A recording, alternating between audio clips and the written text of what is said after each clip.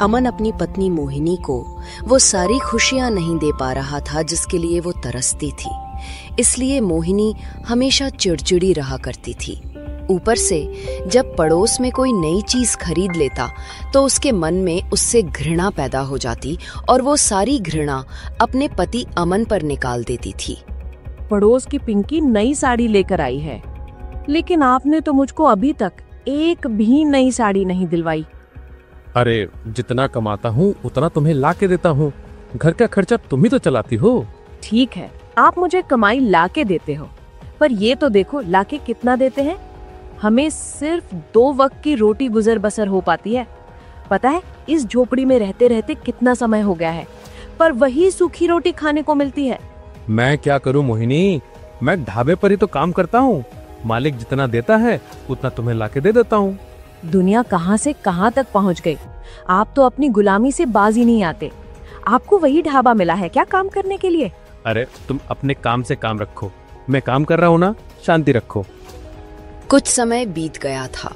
अमन अपनी पत्नी को सारी खुशियां नहीं दे पा रहा था। अमन ढाबे पर बहुत सालों से काम कर रहा था, पर उसकी तनख्वाह मामूली थी। एक दिन की बात है, अमन अपने ढाबे पर काम कर रहा था। जग्गू दादा गुस्से में अमन को डांट रहा है। बहरा हो गया है क्या? इतनी देर से टेबल नंबर 12 का ग्राहक पुकार रहा है। बहरा हो गया है क्या तू? सुनाई नहीं दिया? मैं अपने काम में मशगूल था। मैं आजकल देख रहा हूँ तेरा ध्यान न जाने कहाँ रहता है। इस तरह से तो बिल्कुल नहीं चलेगा बेटा। मतलब एक काम कर, तू अपना हिसाब कर ले और कहीं और जाकर काम देख ले। मैं तो आपके ढाबे पर बहुत सालों से काम कर रहा हूँ, फिर आप ऐसा क्यों कर रहे हो? मेरी बीवी का भाई यानी मेरा साला गांव से आया है, उसको काम धंधा नहीं मिल रहा है, इसलिए वह मेरे काम में हाथ बटाना चाहता है। अब 2 कारीगरों को तो मैं रख नहीं सकता, इसलिए तुझे यहाँ से जाना होगा बेटा। मालिक, आप तो जानते हैं मैं तंदूरी रोटी बहुत अच्छी बनाता हूँ और साथ में मिसाल भी। अरे मैं जानता हूँ मेरे यहाँ पर ग्राहकों की भीड़ लगी रहती है, परंतु अपने साले को भी मना नहीं कर सकता ना।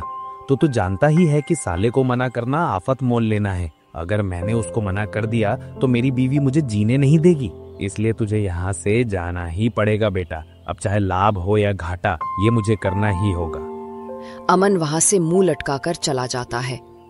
हाँ, अब मैं क्या करूं? मोहिनी तो वैसे ही मुझसे लड़ती रहती है घर के खर्चे के लिए, उसके पास पैसे कम पड़ जाते हैं।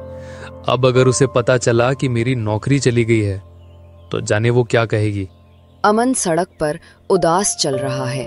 अमन को तभी उसका बहुत पुराना दोस्त राजेश मिलता है। अरे अमन, कहाँ जा रहा है तू इतना उदास होकर? मेरी नौकरी लग गई है, पर वो इस गांव से दूर है। तू बता, उदास होकर कहाँ जा रहा है? इतने समय बाद मिला है, फिर भी ऐसी दशा में। और मुझे काम के सिलसिले में यहाँ से दूर जाना पड़ रहा है। अमन राजेश को सारी बात बता देता है। तो एक काम हो सकता है, तू मेरा तंदूर ले ले और अपना एक नया काम शुरू कर ले। ये तो तूने बहुत अच्छी बात कही। अगर मुझे तंदूर मिल जाए तो मैं मिसाल पाव बनाकर बेच सकूंगा। चल ठीक है, मैं तुझे तंदूर देता हूँ। अमन राजेश का तंदूर ले आता है और मोहिनी को सारी बात बताता है। मोहिनी भी इस बात पर बहुत दुखी होती है कि उसकी नौकरी चली गई, पर अब वो बात समझकर अमन से कहती है, चिंता वाली बात तो है कि आपकी नौकरी चली गई, परंतु अच्छी बात यह है कि हमें तंदूर मिल गया। ये लीजिए, मैंने कुछ पैसे जोड़ रखे थे, हम इस तंदूर से अपना काम शुरू कर सकते हैं। मुझे पूरा भरोसा है आप पर। अच्छा हुआ तुमने पैसा बचा के रखा, आज यही हमारा काम आएगा। मैं इस पैसे से मिसल बनाने का सामान लेकर बाजार से आता हूँ। मोहिनी के समर्थन से अमन में नया उत्साह आता है। अमन उस पैसे से सामान ले आता है। वो सड़क किनारे एक छोटा ठेला लगाता है और मिसाल पाव बनाना शुरू करता है। शुरुआत में अमन का ठेला खाली है।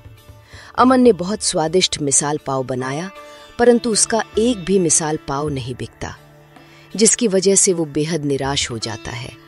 लगता है ये काम भी नहीं चलेगा। आप चिंता क्यों करते हैं? अभी लोगों को आपके हाथों के हुनर का अंदाजा ही नहीं है ना। जिस दिन वो लोग इसका स्वाद चखेंगे, उन्हें पता चल जाएगा कि आप कितना अच्छा मिसाल पाव बनाते हैं। अगले दिन वो सड़क किनारे नहीं बाजार में ठेला लगाता है और मिसाल पाव बनाना शुरू करता है। धीरे धीरे अमन के ठेले पर लोग आने लगते हैं और उनको अमन के हाथों का तंदूरी मिसाल पाव बेहद पसंद आता है। ये देखकर अमन और मोहिनी बहुत खुश हो जाते हैं। जल्द ही अमन के ठेले पर ग्राहकों की भीड़ लगने लगती है।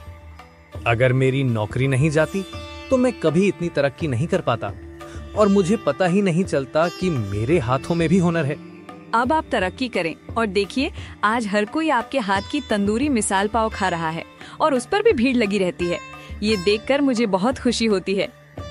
अमन दिन पर दिन तरक्की किए जा रहा था। ठेले पर भीड़ ग्राहकों की भीड़ रहती है। उसी समय उसका पुराना मालिक आता है और अमन को बोलता है, अरे अमन बेटा, मेरा ढाबा बंद होने का कगार पर है। और बेटा, तुम्हारा धंधा कैसे चल रहा है? जग्गू दादा, मैं अपने ठेला में बहुत खुश हूँ और मेरा धंधा अच्छा चल रहा है। आप मेरे ढाबे पर काम करने चल सकता हो क्या? मैं आपको 2 गुना तनख्वाह दूंगा। मैं अपना धंधा चला रहा हूँ और मैं खुश हूँ। आपने तो मुझे मेरा गरीबी का समय ढाबा से निकाल दिया था, तो मैं नहीं जा सकता हूँ आपके साथ। उसके बाद उसका पुराना मालिक चला जाता है। उस समय एक अमीर दिखने वाला ग्राहक हरप्रीत अमन के पास आता है। वाह, तुम्हारे इस मिसाल पाव में ऐसा क्या डालते हो कि लोग दीवाने हुए जा रहे हैं? सेठ जी, मैं इसमें बस अपना प्यार डालता हूँ, वही सबको पसंद आता है। इस प्यार हमें भी जरूरत है। मैं समझा नहीं। अरे अमन भाई, अगले हफ्ते मेरी बेटी की शादी है और मैं चाहता हूँ कि तुम अपना तंदूरी मिसाल पाव मेरी बेटी की शादी में बनाओ, क्योंकि लड़के वाले बहुत दूर से शादी करने आ रहे हैं और मैं नहीं चाहता कि उन्हें कोई भी शिकायत करने का मौका मिले। मैं भारत के सभी व्यंजनों को चुन चुनकर अपनी बेटी की शादी में रखवाना चाहता हूँ। रे, ये तो अच्छी बात है। मैं आपकी बेटी के शादी में जरूर बनाऊंगा सेठ जी, कि बाहर देश के लोग हमारे देश में खाना खाने के लिए आ रहे हैं, क्योंकि ये हमारे भारत की शान का सवाल है। ये मेरे लिए गर्व की बात होगी। अरे, इसीलिए तो मैं देश के कोने कोने से चुनकर व्यंजनों की भरमार करना चाहता हूँ, उन्हें अपने भारत के दर्शन कराना चाहता हूँ। आप चिंता ना कीजिए, मैं इसमें आपका पूरा सहयोग करूंगा। शादी के दिन लड़के वाले अमन के मिसाल पाव को बहुत पसंद करते हैं और तारीफों के पुल बांध देते हैं। अब अमन का व्यापार बहुत दूर दूर तक फैलने लगा था।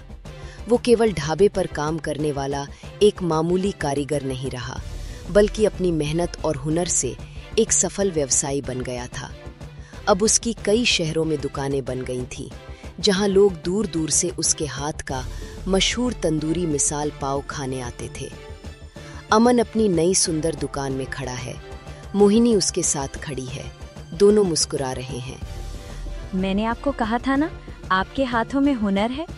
हुनर तो था मोहिनी, पर उसे सही दिशा देने वाली तुम्हारी प्रेरणा और राजेश की मदद थी। अब मुझे किसी की गुलामी नहीं करनी पड़ती।